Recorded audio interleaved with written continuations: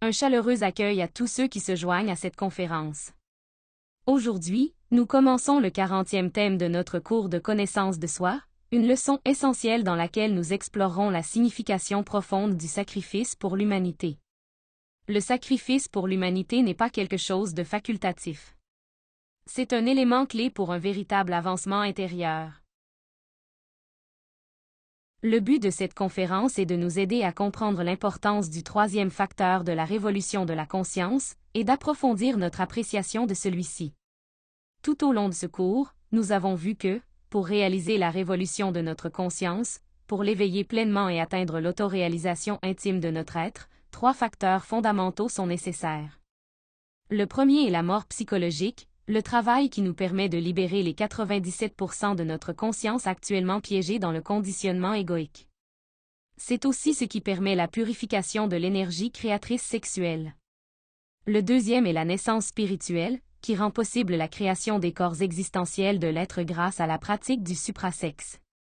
Et le troisième facteur, le sacrifice pour l'humanité, est celui qui nous permet de dissoudre l'égoïsme en nous et d'éveiller le véritable amour, car l'amour est la seule loi de l'absolu.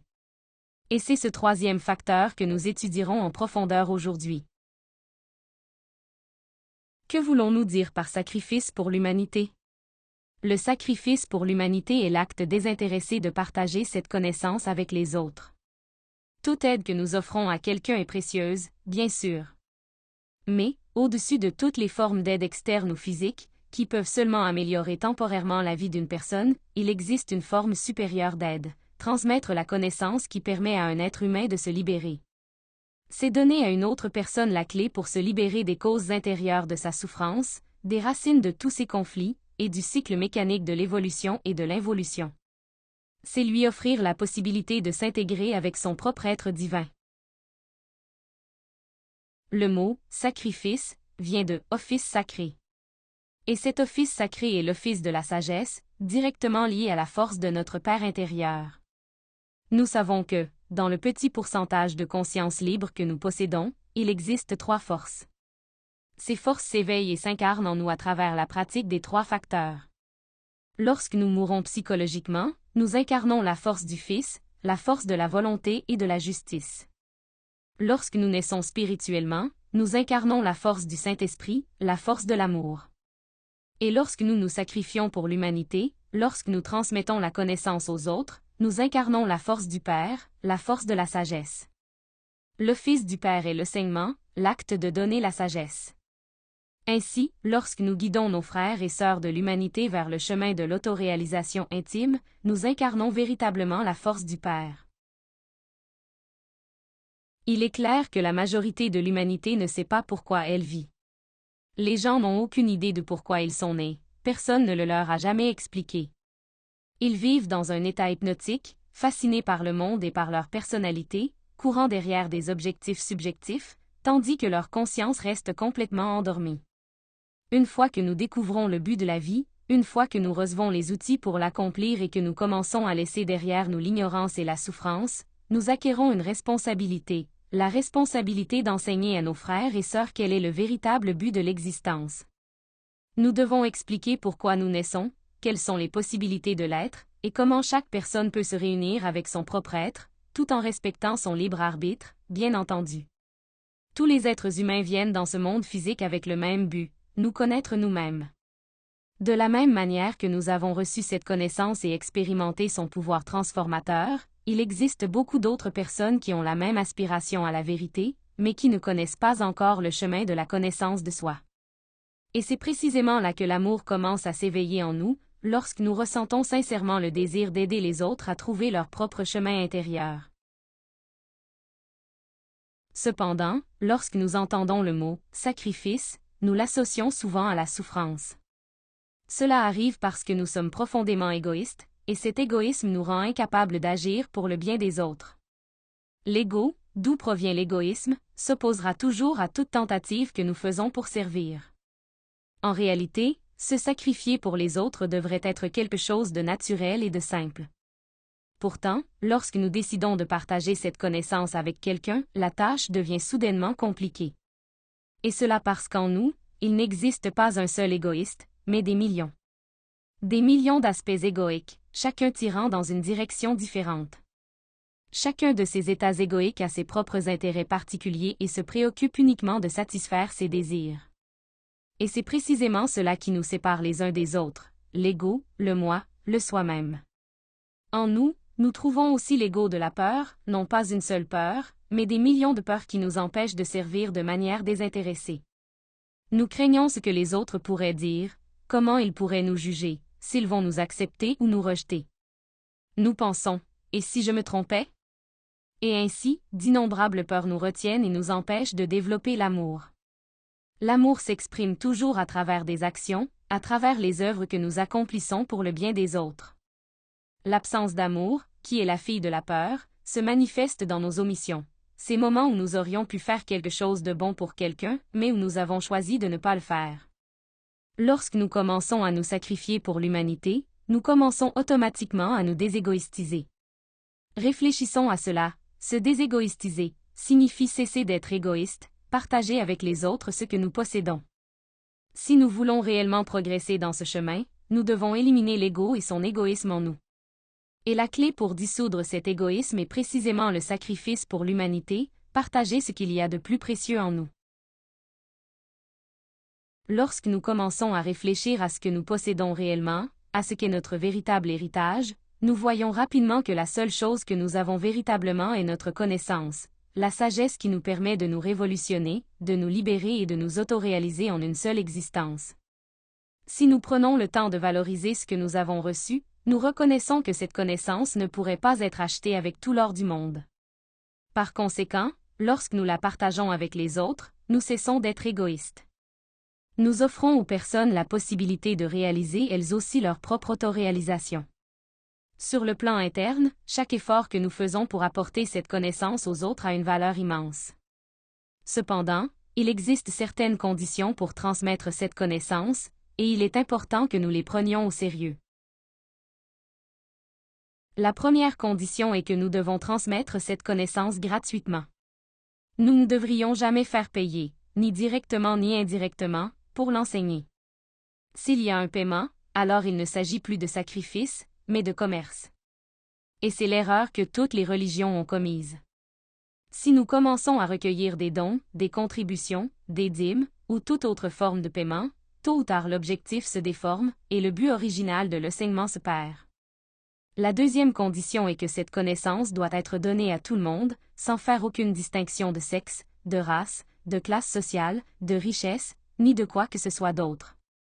Tous les êtres humains sont frères et sœurs, et nous venons tous avec le même objectif.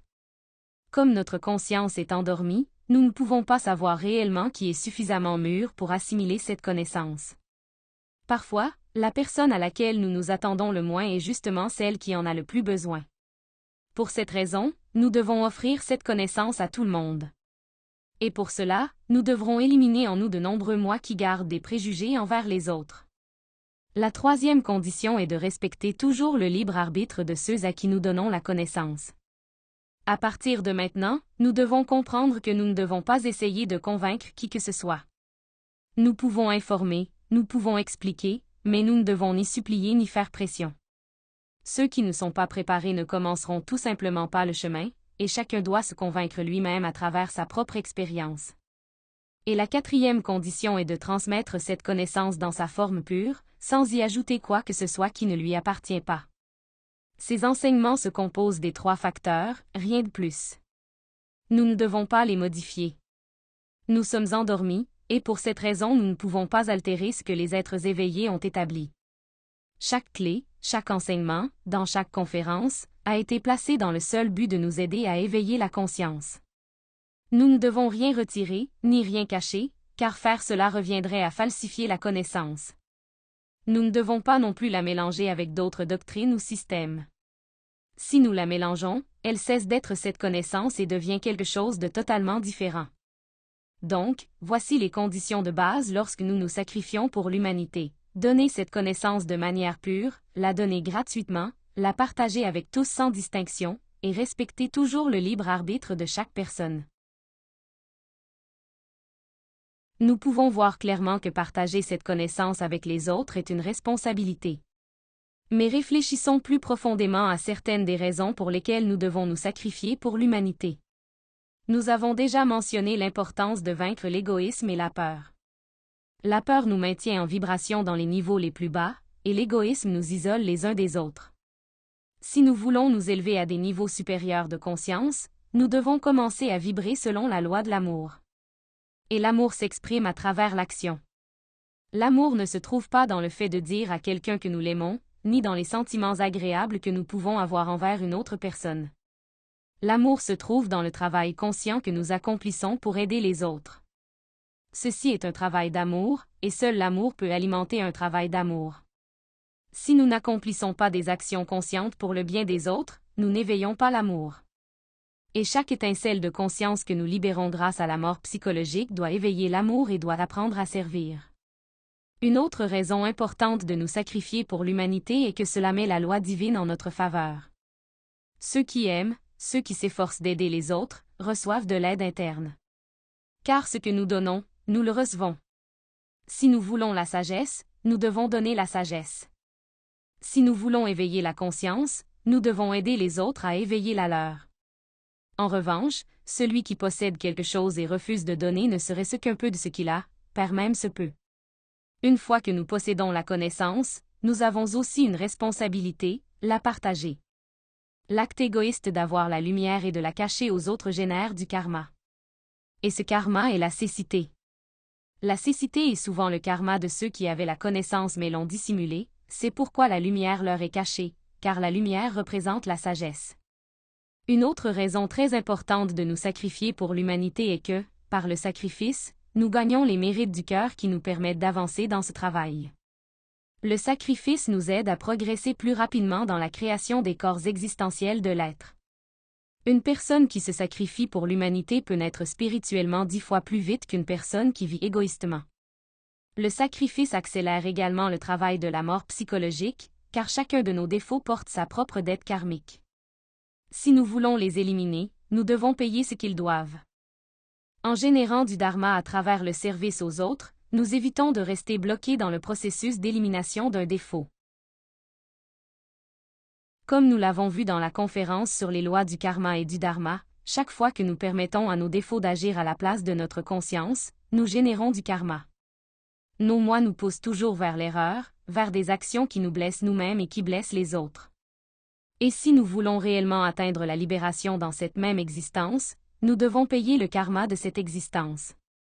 Ainsi, lorsque nous aidons les autres, nous gagnons du dharma, de l'argent cosmique, avec lequel nous pouvons payer nos dettes karmiques par l'amour, afin de ne pas avoir à les payer par la douleur, la maladie, les crises ou la souffrance. De plus, lorsque nous nous sacrifions pour les autres, nous recevons des forces et des mérites qui nous soutiennent dans différentes pratiques. Nous gagnons la capacité d'atteindre plus facilement la projection astrale, d'accéder à certains lieux ou d'effectuer certaines investigations dans le monde astral, d'entrer dans des états de méditation plus profonds, d'arriver à la compréhension, de réaliser des rétrospections, et ainsi de suite. Le sacrifice nous donne également les mérites nécessaires pour approfondir notre compréhension de cette connaissance. L'effort que nous faisons pour étudier et comprendre ces enseignements, et l'effort que nous faisons pour les transmettre, nous aide à les comprendre de manière plus profonde à chaque fois et nous empêche de les oublier. Ainsi, nous nous enfonçons davantage dans la connaissance à mesure que nous éveillons notre conscience. Le sacrifice pour l'humanité nous empêche également de perdre nos forces et de tomber dans l'entropie. Nous pourrions penser qu'étudier ces sujets une seule fois suffit. Mais en réalité, chaque fois que nous revenons sur un sujet, nous le voyons depuis un niveau supérieur de compréhension, et notre être nous révèle de nouveaux aspects que nous n'étions pas capables de comprendre auparavant. Pour cette raison, cette connaissance ne devient jamais une routine. Plus nous l'appliquons et la vérifions dans notre vie, plus notre compréhension devient profonde. Et grâce à la connaissance que notre être nous transmet, nous nourrissons notre âme. Il est intéressant de réfléchir à cette phrase bien connue de la prière appelée le « Notre Père ». Donne-nous aujourd'hui notre pain quotidien. Dans les mondes internes, le pain symbolise la sagesse. Ainsi, lorsque nous disons « notre pain quotidien », nous nous référons à la sagesse qui descend chaque jour du Père pour nourrir notre cœur. Ainsi, lorsque nous demandons « donne-nous notre pain quotidien », nous demandons de la sagesse, car nous ne sommes pas soutenus uniquement par la nourriture physique, mais aussi par les manifestations qui viennent des mondes supérieurs. Les glandes pinéales et pituitaires, à travers un canal secret et une porte très spéciale, peuvent transmettre la sagesse du Père au cœur. Mais cela doit être ressenti, cela doit être vécu. Examinons maintenant les différentes manières de pratiquer le sacrifice pour l'humanité. Le sacrifice comprend deux aspects principaux, l'un est la pêche, et l'autre est l'enseignement. La pêche signifie chercher les personnes intéressées à recevoir cette connaissance. Nous le faisons lorsque nous réalisons n'importe quelle forme de diffusion, que ce soit virtuelle ou physique. Cela inclut partager les conférences, créer ou distribuer du matériel de promotion, partager ce que les instructeurs produisent pour inviter les personnes, parler avec les autres au sujet de la connaissance, et les guider vers les endroits où elles peuvent recevoir les conférences si elles sont intéressées. L'enseignement, quant à lui, consiste à nous préparer, à étudier les thèmes du cours afin de pouvoir devenir instructeur et transmettre les conférences, soit en personne, soit virtuellement. Le chemin commence habituellement par recevoir les conférences et inviter d'autres personnes à y assister. Nous parlons de cette connaissance à nos proches, puis au plus grand nombre possible. Nous commençons ensuite à étudier les thèmes plus profondément. Les conférences sont basées sur un livre qui synthétise toutes les conférences. Nous pouvons le partager volontiers avec ceux qui montrent un véritable intérêt à étudier ces enseignements plus en profondeur et qui ressentent le désir de les enseigner à leur tour. À ce moment-là, il devient important de passer par un processus de préparation ou de formation pour commencer à enseigner directement. Ensuite, nous commençons à donner les conférences, soit virtuellement, soit en personne dans un espace de rencontre. De cette manière, nous élargissons la transmission de la connaissance, d'abord localement, puis dans davantage d'endroits, atteignant même d'autres pays. Et la forme la plus importante de sacrifice est d'éveiller notre conscience, afin que notre sacrifice devienne de plus en plus conscient. Un sage a dit un jour que le plus grand cadeau que nous puissions offrir à l'humanité est notre propre transformation. Réfléchissons à cela. L'essentiel est que, dès que vous décidez d'enseigner, peu importe où, tout ce que vous enseignez devient force. Et nous avons besoin de cette force pour continuer à avancer. Nous pouvons observer que beaucoup de personnes dans le monde portent une aspiration spirituelle, un besoin intérieur de trouver un chemin qui les conduise à la connaissance de soi de manière directe et pratique. Pourtant, même si beaucoup entrent en contact avec cet enseignement, seuls quelques-uns restent et le pratiquent réellement. Pourquoi cela arrive-t-il? Parce que même si, dans le monde physique, cette connaissance est offerte totalement gratuitement, dans les mondes internes, le droit de la recevoir et de la conserver est extrêmement coûteux. Dans les mondes internes, l'accès à la connaissance se paie avec le dharma, autrement dit, avec l'amour. Lorsque nous manquons de dharma, lorsque nous manquons des mérites nécessaires pour continuer à avancer, nous perdons de la force. Cet enseignement cesse de résonner en nous, il cesse d'avoir du sens, et nous finissons par être de nouveau absorbés par la vie ordinaire, où nous commençons à chercher un autre chemin qui promettrait une méthode plus facile pour atteindre le ciel. Pourquoi tant de personnes arrivent-elles, et pourquoi si peu restent-elles? Parce qu'elles n'ont rien pour se soutenir à l'intérieur du bus qui, dans le plan astral, symbolise l'endroit où les conférences sont reçues. Sans ce soutien intérieur, elles finissent par partir tôt ou tard. Ainsi, la manière de rester dans cette connaissance et d'y avancer consiste à commencer à faire, autant que nous pouvons, même un peu, quelque chose pour apporter cet enseignement aux autres. Cela signifie partager avec les autres la lumière que nous recevons intérieurement, qui est notre compréhension. En faisant cela, cette lumière grandit de plus en plus, jusqu'à ce que nous devenions complètement illuminés. Et voilà, cette conférence se termine ici. J'espère qu'elle vous a aidé à approfondir la compréhension de l'importance du troisième facteur de la révolution de la conscience, et à voir clairement que l'amour se révèle à travers nos actions, tandis que le manque d'amour, enraciné dans la peur, devient évident à travers nos omissions. Comme toujours, je vous invite à la prochaine conférence, où nous enseignerons deux pratiques très intéressantes. L'une est la danse des derviches, et l'autre est la transmutation des forces cosmiques. Ces pratiques sont des outils concrets qui nous aideront à mieux progresser dans le travail ésotérique. Ne manquez pas ce sujet fascinant. À la prochaine!